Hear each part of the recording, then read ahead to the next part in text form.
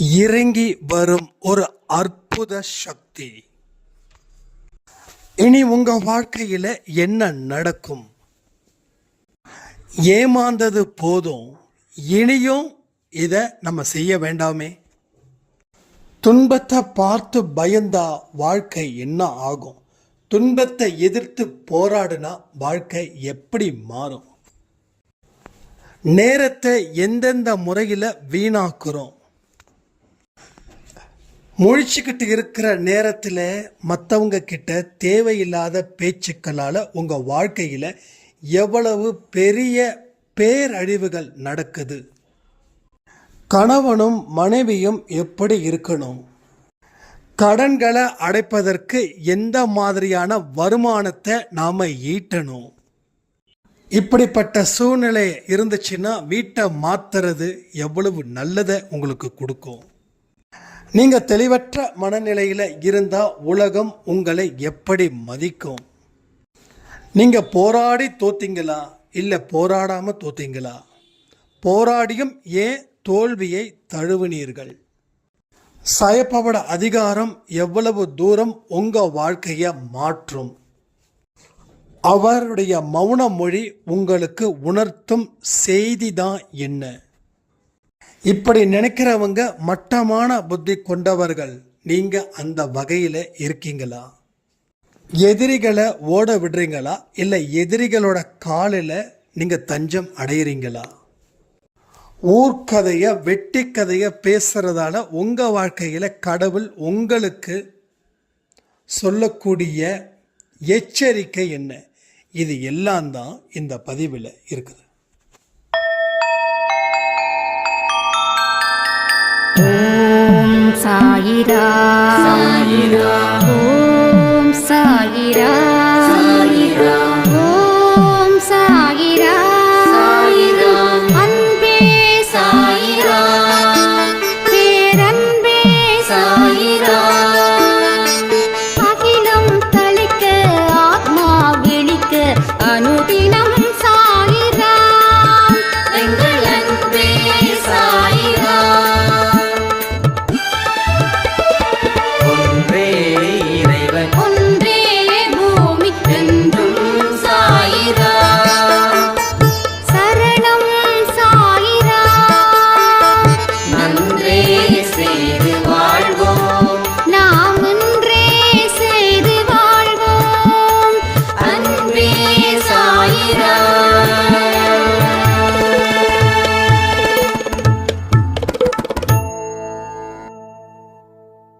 சாயிராம்.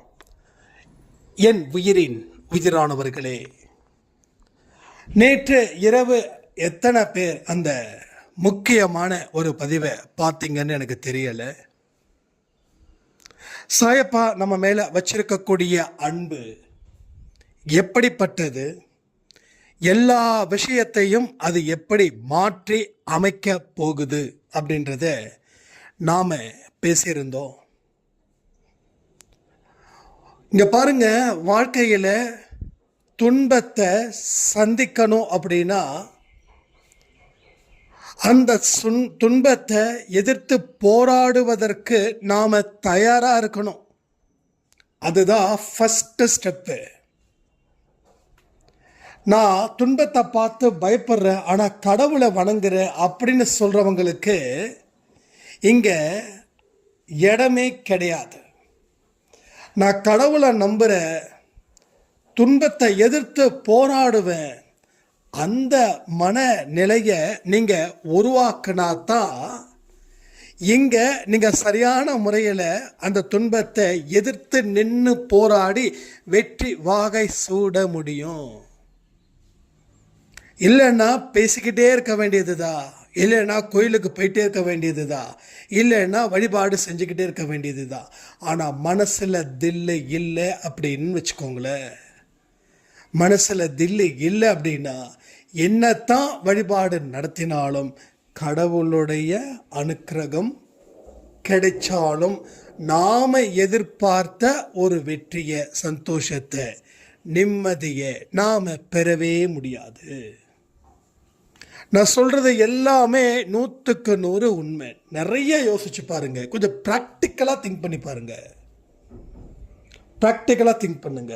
ப்ராக்டிக்கலாக திங்க் பண்ண தான் ஒரு விதமான ஃபயர் மனசுக்குள்ளே கொழுந்து விட்டு எரியும். அந்த ஃபயர் எரியாத வரைக்கும் எதையுமே செய்ய முடியாது. அந்த ஃபயர் வேணும். வாழ்க்கையில் என்னால் கண்டிப்பாக வாழ முடியுன்ற ஃபயர் வேணும். அந்த ஃபயர் என்ன ஆச்சு, எப்பயோ அணைஞ்சிடுச்சு. ஆனால் நெருப்பு மட்டும் கொஞ்சம் கொஞ்சம் புகைஞ்சிக்கிட்டு இருக்குது. இப்போ நெருப்பு புகைஞ்சிக்கிட்டு இருக்கிறதால தான் உங்களால் வாழ முடியுன்ற தாட் இருக்குது. ஆனால் நெருப்பு கூட புகையாமல் அது சாம்பலாக பல பேருக்கு போயிடுச்சு. அப்போது அவங்க கிட்ட அந்த ஃபயர் இல்லை. ஏன்னா அங்கே நெருப்பும் இல்லை, புகையும் இல்லை.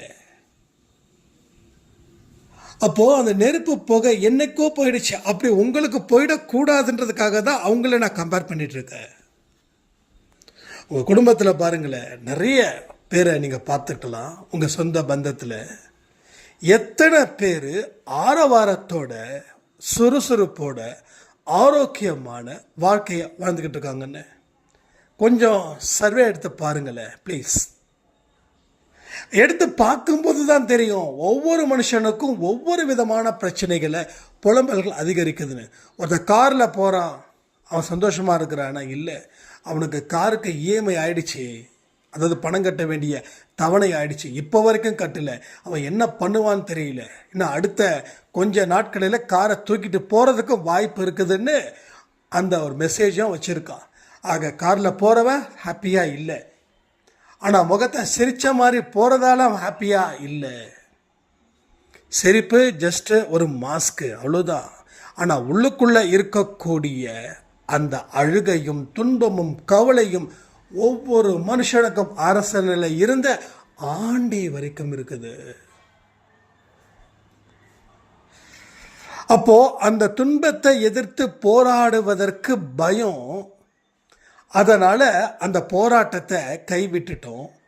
போராட்டத்தை என்னைக்கு கைவிட்டோமோ அன்னைக்கு வாழ்க்கையும் நம்மளை கைவிட்டுச்சு. ஒட்டுமொத்தமாக எல்லோரும் கைவிட்டது போல உங்கள் மனசில் ஒரு எண்ணம் இருந்ததுன்னா ஒரு விஷயத்தை முடிவு பண்ணிக்கோங்க. நாம் அதற்கு உண்டான முயற்சியில் இறங்கலை, அதை அலோவ் பண்ணிட்டோம். அதனால் நமக்கு பெரிய அளவில் பாதிப்புகளாக வந்து சேர்ந்துக்கிட்டு இருக்குதுன்னு இதை மட்டும் மனசில் வச்சுக்கோங்க, தயவு செய்து வச்சுக்கோங்க.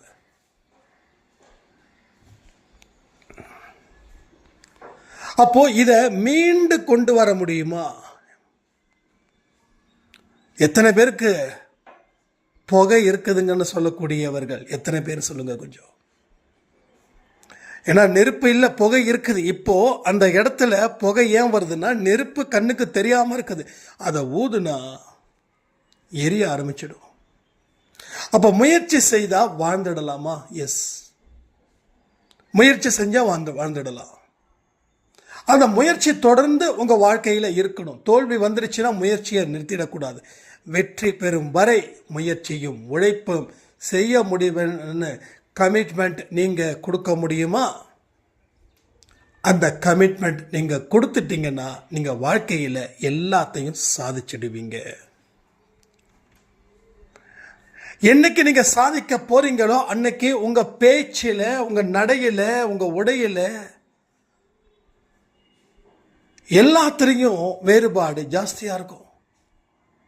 சில பேர் பார்த்தீங்கன்னா நடக்கிறாங்களானே தெரியாது, அந்த அளவுக்கு பவ்யமாக மட்டும் இல்லை, பயத்தோடு நடப்பாங்க. நெஞ்ச நிமிர்ந்த நடை இன்று எந்த மனுஷனுக்கும் இல்லை. அவன் ஏதேதோ சிந்தனைகளை மனசில் வச்சுக்கிட்டு, ஏதேதோ கவலைகளை யோசிச்சுக்கிட்டு அவன் தெருவில் நடக்கிறான். பத்தாத குறைச்சலுக்கு இந்த ஃபோன் வந்துடுச்சு. அவன் தன் கவலையை மறக்க அவன் பொழுதுபோக்கில் அவன் ஈடுபடுகிறான். பொழுதுபோக்கு ஏற்கனவே அவன் வாழ்க்கை காலம் முடிஞ்சிடுச்சு. மிச்சம் மீது இருக்கக்கூடிய வாழ்க்கை அந்த என்டர்டெயின்மெண்ட், பொழுதுபோக்குன்ற ஒரு முக்கியமான ஒரு விஷயம் அவன் முழு வாழ்க்கையையும் அழிச்சிடுது. துன்பம் வந்தால் அதை எப்படி தீர்க்கலான்னு ஆரோக்கியமாக நினைக்கல. என்ன செய்கிறோம் தெரியுமா? அந்த துன்பத்தை மறக்க நாம் பொழுதுபோக்கில் நம்ம மனதையும் நம்ம மூளையையும் நம்ம உடலையும் எண்ணத்தையும் சொல்லையும் செயலையும் அதில் ஈடுபடுத்திடுறோம். அதுக்கு நாம் அடிமையாக நிற்கிறோம். ஸோ நல்லா திங்க் பண்ணி பாருங்க. துன்பம் வந்தால் அதுக்கு மாற்று பொழுதுபோக்கா? இல்லை. அப்போ அது மாற்று என்னது? ஆரோக்கியமான விஷயத்தை நினைக்கிறதும் செயல்படுத்துறதும். அதுக்காக என்டர்டெயின்மெண்ட்டே வேண்டாம் அப்படின்னு சொல்லலை. 24 மணி நேரத்தில் 1 hour எடுத்துக்கோங்க ஜஸ்ட் என்டர்டெயின்மெண்ட்டுக்காக. மீதி 23 மணி நேரத்தை கரெக்டாக பிரித்து நீங்கள் அதை ஆளணும். ஸோ நீங்கள் தான் ஆளணும். ஒரு நாட்டோடைய மண்ணை நாட்டை ஆள்றது போல் நீங்கள் நேரத்தை பிரித்து நீங்கள் அதில் ஆளணும். அப்போது உங்கள் நடை உடை உடல் மொழின்னு சொல்லுவாங்க இல்லையா, பாடி லாங்குவேஜ் எல்லாமே டிஃப்ரெண்ட்டாக இருக்கும். எவ்ரிதிங். அப்போது உள்ளே இருந்து அந்த நம்பிக்கையை நீங்கள் வெளிப்படுத்தினாதான் அது நடக்கும். சும்மா ஆர்டிஃபிஷியலாக ஒரு செயற்கைத்தனத்தோட நம்பிக்கைக்கு உரிய மனுஷனாக நம்ம வாழ்ந்துட முடியும். ஆனால் அதனால் வெற்றி அப்படின்ற ஒரு விஷயத்தை நாம் பெற முடியாது. அதாவது நடிச்சிடலாம், எப்படி வேணாலும் நடிக்கலாம். நடிக்கிறது பிரச்சனை கிடையாது. ஆனால் நடிக்கிறது எல்லாம் வாழ்க்கையில் வெற்றியை தேடித்தருமா அப்படின்ற ஒரு கேள்விக்கு உங்களால் பதில் சொல்ல முடியுமா? நடிக்கிறதால வெற்றி பெற்ற முடியுமா? அதுக்காக எல்லாருக்கிட்டையும் நம்மளுடைய கவலைகளை எடுத்து சொல்லணும்னு இல்லை. ஆனால் கவலைகள் இல்லாமல் ஏன் வாழ முடியாது? கடவுளுடைய சக்தி நமக்கு இருந்தும், கடவுளுடைய ஆசீர்வாதம் நமக்கு இருந்தும், கடவுளுடைய அனுக்கிரகம் இருந்தும் ஏன் சக்தி அற்ற மனிதனாக வாழ்ந்துட்டு இருக்கோன்னா நாம் நடிக்க ஆரம்பிச்சிட்டோன்னு அர்த்தம். நாம் நடிக்க பழகிட்டோன்னு அர்த்தம். பொய் சொல்கிறது நம்ம வாழ்க்கையோட ஒன் ஆஃப் த பார்ட் இல்லை. வாழ்க்கையே அதுதான் நினச்சிக்கிட்டோம். ஒன் ஆஃப் த பார்ட்னா கூட பரவாயில்ல. அப்போது உண்மையான அன்பை நம்ம கொடுக்குறோம். அதில் நான் குறை சொல்லலை யாரையும். ஆனால் பொய்யா நடிக்கவும் செய்கிறோம். எனக்கு எதுவுமே இல்லை, எனக்கு பிரச்சனையே இல்லை, எனக்கு கவலையே இல்லை அப்படின்னு. ஸோ உலகத்தில் இருக்கக்கூடிய எல்லா மனுஷனுக்கும் பிரச்சனைகள் இருக்குது.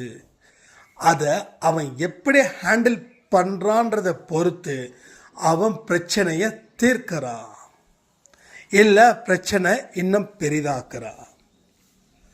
ஒரு விஷயத்தை நீங்கள் தாண்டி போகிறது நல்லது தான். ஆனால் தாண்ட வேண்டிய விதத்தை தான் தாண்டணும். எல்லாத்தையும் தாண்டிட முடியாது. ஃபினான்ஷியலாக ஒரு பிரச்சனை இருக்குதுன்னா அதற்கு என்ன தேவை? வருமானம் தேவை. சரி, வருமானம் மட்டும் போதுமா? இன்னொரு முக்கியமான விஷயம் இருக்குது. என்ன? செலவை கண்ட்ரோல் பண்ணணும். வரவை அதிகரிக்கிறது மட்டும் இல்லை, செலவை குறைக்கிறதும் ஒரு ஃபினான்ஷியல் மெத்தடாலஜி தான். எனக்கு இந்த ஃபினான்ஸ் பற்றி, சேமிப்பை பற்றி, உடல் ஆரோக்கியத்தை பற்றி நிறைய டிப்ஸ் கொடுக்கணும்னு நினைக்கிறேன். ஆனால் நிச்சயமாக எனக்கு அது நேரம் பத்தலை. அதற்குண்டான ப்ரிப்ரேஷனும் எனக்குள்ளே இல்லை. இதுதான் ப்ராப்ளம். ஸோ நேரத்தை கொஞ்சம் ஒரு 1 hour அதை நான் சரி பண்ணிட்டேன் அப்படின்னா அதுவும் நம்மளுடைய ஏதாவது ஒரு சேனலில் ரெகுலராக அப்டேட் பண்ணுறதுக்கு கொஞ்சம் ஈஸியாக இருக்கும். ஏன்னா இன்றைக்கி வாழ பணம் தேவை. பணம் எனக்கு பிடிக்காதுன்னு யாரும் சொல்லிடாதீங்க. அப்போ சாப்பிட்றதுக்கு கூட கையில் காசு இல்லாமல் போயிடும். எல்லாத்தையும் மதிக்கணும். கடவுள் என்ன சொல்கிறாரு? என்னால் படைக்கப்பட்ட அத்தனையும் நீ மதி அப்படின்னு சொல்கிறாரு. ஸோ பணம் தேவை இல்லைன்னு சொல்லவே இல்லை. ஆனால் தேவைக்கு அதிகமாக அது நமக்கு தேவையில்லை. உன்னுடைய வாழ்க்கையை நடத்த கடன் இல்லாத வாழ்க்கையை நடத்தணும். அதுக்கு வருமானத்தை அதிகரிக்கணும், செலவை குறைக்கணும். ஒரு சாய்ராம் சொல்லியிருந்தாங்க, டக்குனு ஞாபகத்துக்கு வருது. என்றைக்கும் கேள்வி கேட்டாங்க, நான் இப்போது இதை ரிலேட்டடாக பேசும்போது நான் ஆன்சர் பண்ணுறேன், ரொம்ப கவனிங்க. எங்கள் கணவருக்கு மாதம் 30,000 சம்பளம். எங்கள் குழந்தைங்களோட படிப்புக்காக காலேஜ் ஸ்கூலுக்காக நாங்கள் இங்கே நியர்பை தங்கியிருக்கோம். ஆனால் இங்கே வாடகை ஜாஸ்தி. ஃபீஸ் கட்ட முடியாமல் நாங்கள் கடனுக்கு வட்டிக்கு வாங்கினோம். ஆனால் இப்போ வட்டியே மாதம் 6,000 ரூபாய் ஆகுது. குழந்தைங்களுக்கு நல்ல சாப்பாடு கூட கொடுக்க முடியாத ஒரு சிச்சுவேஷன். முன்ன இருந்த சந்தோஷம் இப்போ இல்லை. எங்கள் கணவரோ மாதம் வருமானம் பெறக்கூடியவர் தான், அவர் வியாபாரம் இல்லை. நான் என்ன பண்ணுறதுன்னு. அப்போ இதுக்கு என்ன ஷோஸ் அவங்களுக்கு நான் ஆன்சர் பண்ணலை, உங்களுக்கு ஆன்சர் பண்ணுறேன். இந்த மாதிரி சிச்சுவேஷன் உங்களுக்கு இருந்துச்சுன்னா நீங்கள் ஒன்று பண்ணுங்க.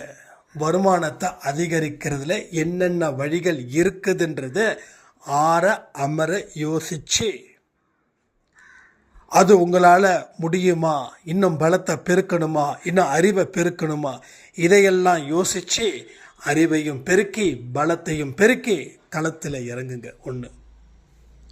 ரெண்டாவது, செலவை குறைக்கணும் அப்படின்னா வீட்டு வாடகையை கம்மி பண்ணணும். அதனால் கொஞ்சம் தூரம் தள்ளி ஒரு வீடு பாருங்கள்.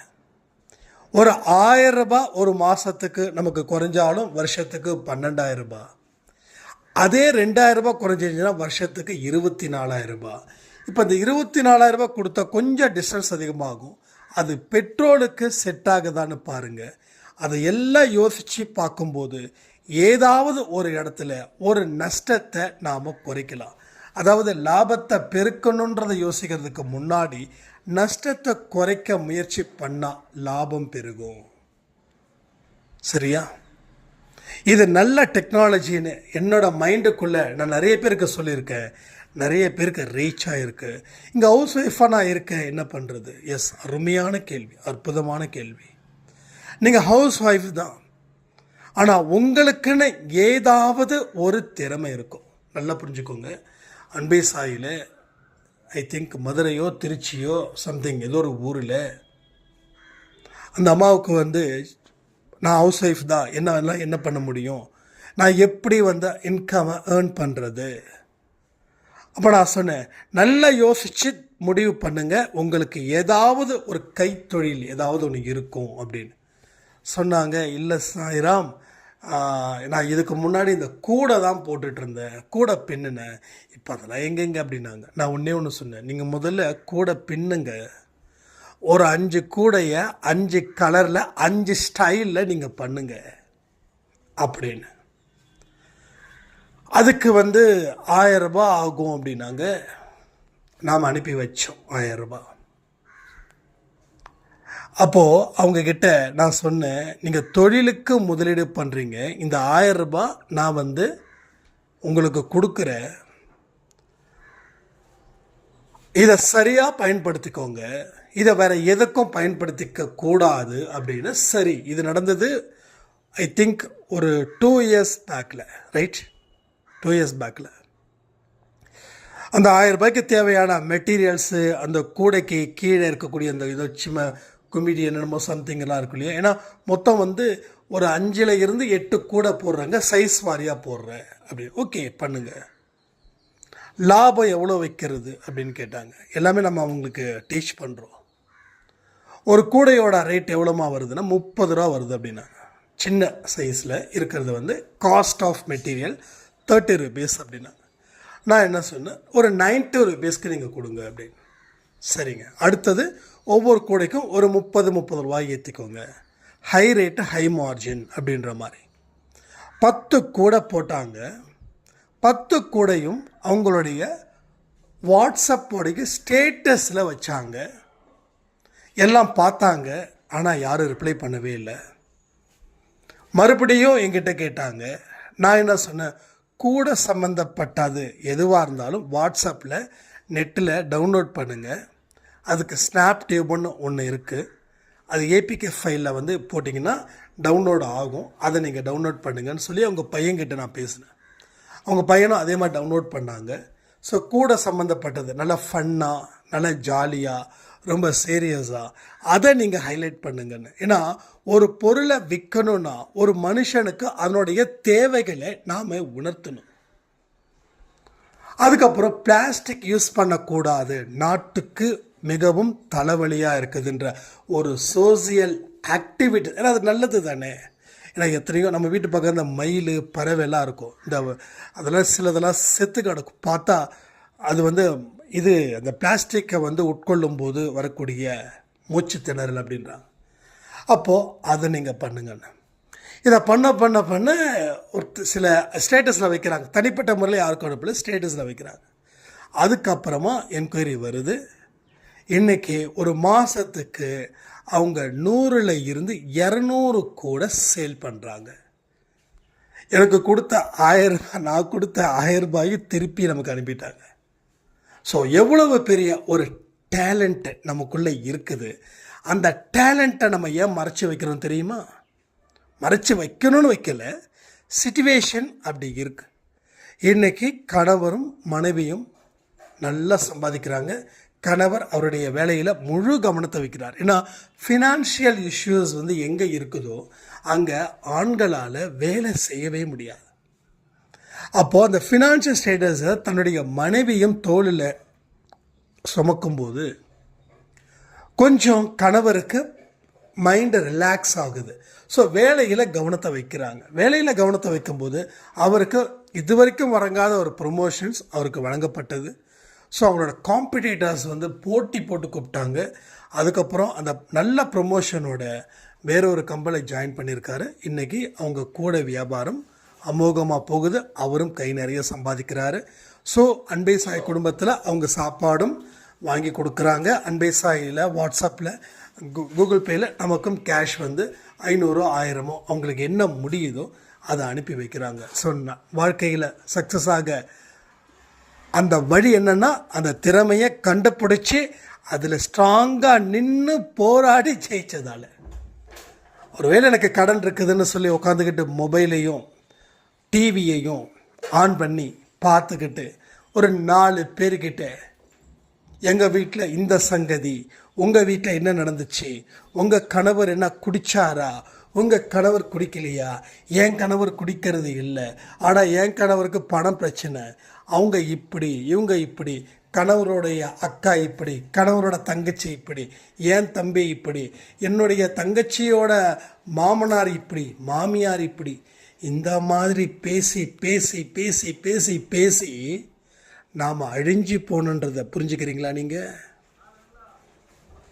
அதான் நான் சொல்கிறேன், women's is a power. Women is a power. திரும்ப திரும்ப சொல்கிறேன். இப்போ மென் இஸ் நாட் பவர்னா இஸ் மென் பவர் தான், ஆனால் விமென்ஸ் இஸ் பவர். ஸோ நம்ம வாழ்க்கையில் ஆண்கள் பெண்களை கேவலமாக பார்க்காதீங்க, அவங்களுக்கு சக்தி இல்லைன்னு நினைக்காதீங்க. இருக்கிறதுலே ஒரு மிகப்பெரிய முட்டாள்தனம் இந்த மாதிரியான எண்ணங்களை ஆண்கள் வச்சிருக்கிறதால. ஒன்றும் தெரியாது அப்படின்னு நினைக்காதீங்க, அவங்களுக்கு எல்லாம் தெரியும்.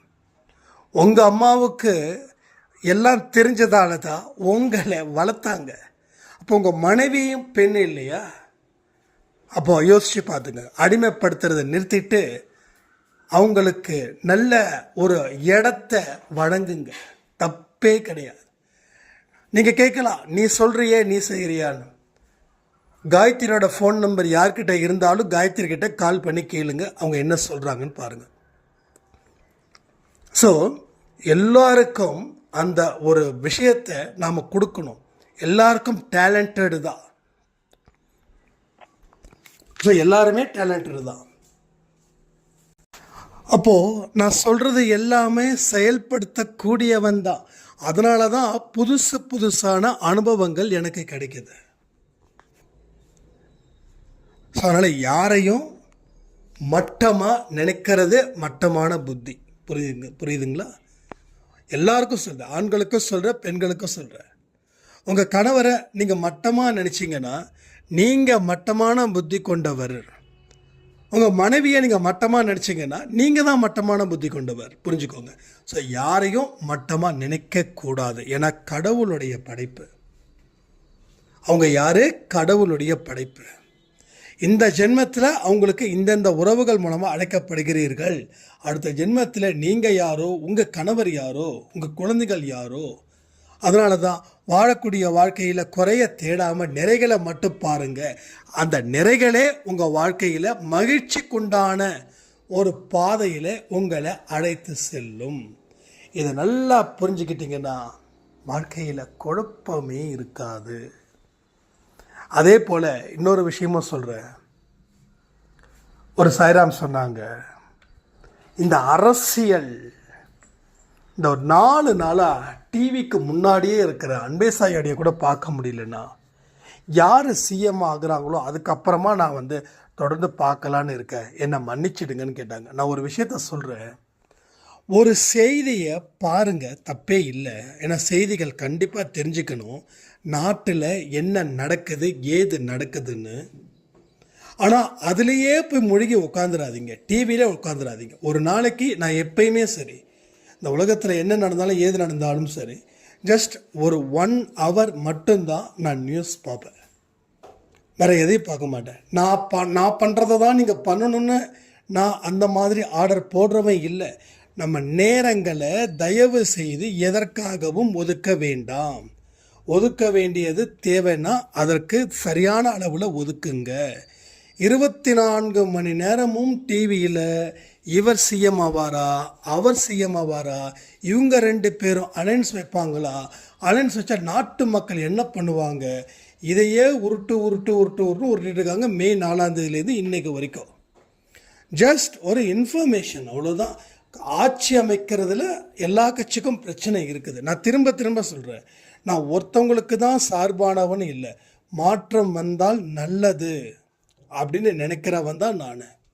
ஸோ யார் ஒருவேளை ஆண்ட கட்சியே ஓகேவா மறுபடியும் அரியணையில் உட்காந்தாலும் நான் உங்களுக்கு சப்போர்ட் பண்ணுவேன். இல்லை புதுசாக கட்சி ஆரம்பித்த விஜய் அவர் உட்காந்தாலும் சப்போர்ட் பண்ணுவேன். ஏன் எடப்பாடி அவர்கள் உட்காந்தாலும் நான் சப்போர்ட் பண்ணுவேன். எனக்கு தேவை நல்ல ஆட்சி வழங்கணும், அவ்வளோதான்.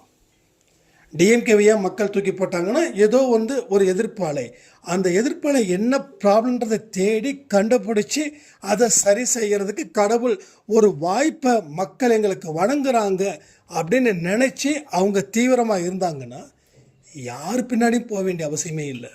நாட்டுக்கு தேவை நல்ல ஆட்சி, மக்கள் சந்தோஷமாக சிறப்பாக இருக்கணும், ஏழைகள் சிரிக்கணும், பெண்களுக்கு பாதுகாப்பு இருக்கணும், குழந்தைங்க ஸ்கூல் படிக்கிற பசங்க எல்லாரும் ஒழுக்கமான மனிதர்களாக வாடணும், நாட்டில் நல்ல அருமையான சட்டத்திட்டங்கள் வரணும், நல்ல போலீஸ்காரர்களை சில போலீஸ்காரர் கைவிலங்குகள் மாட்டின போது போல் ஆயிடுச்சு. ஏன்னா ஆட்சியில் இருக்கிறவங்க அவங்கள எதையுமே செய்ய விடாமல் பண்ணுறதுக்கு ஸோ லோக்கல் இன்ஃப்ளூயன்ஸை யூஸ் பண்ணி அதெல்லாம் இல்லாமல் அவங்கள கைகளை அந்த கை விலங்க அவுத்துட்டா அவங்கெல்லாம் நம்மளுக்கு மிகப்பெரிய ஒரு சொந்தம். எத்தனையோ அன்பே சாயில் போலீஸ் ஆஃபீஸர்ஸ் இருக்காங்க, போலீஸ்காரங்க, கான்ஸ்டபிள்ஸ், எல்லாமே சொல்லக்கூடிய வார்த்தைகள் ஒன்று தான், நிறைய மாற்றத்தை கொடுக்கணும்னு நினைக்கிறேங்க. ஆனால் இந்த நிறைய அரசியல்வாதி இன்ஃப்ளூயன்ஸால் எங்களால் எதையுமே செய்ய முடியலன்னு. ஸோ அதுக்கு தான் நல்ல ஆட்சி வேணும், அதில் எந்த இதுவும் இல்லை. அதுக்காக நாம் நம்ம நேரத்தை தயவு செய்து கெடுத்துக்க வேண்டாம். காலையில் 1/2 மணி நேரம் என்ன நடக்குதுன்னு பாருங்கள், ஈவினிங் ஒரு 1/2 மணி நேரம் என்ன நடக்குதுன்னு பாருங்கள். அதாவது இப்போ நியூஸ் சேனல்லாம் இந்த விஷயத்துக்காக தான் ஓடுது. இதுக்கப்புறம் நம்ம நியூஸை பார்க்கவே மாட்டோம். நிறைய பேருக்கு நாட்டில் என்ன நடக்குதுன்னு கூட தெரியாது. ஸோ யூடியூப்பில் வர்றது வேறு விஷயம். அது ஒவ்வொரு கணிப்பு. அதாவது இப்போ நான் ரீசெண்டாக ஒன்று பார்த்தேன், அது சிரிக்கிறதா அழுவுறதானே தெரியல. அரசியலை பேசக்கூடாதுன்றதை தாண்டி யூடியூப்பில் எப்படிலாம் சில விஷயத்த ஓன் கற்பனைகளை பண்ணுறாங்கன்னு பாருங்கள். அதாவது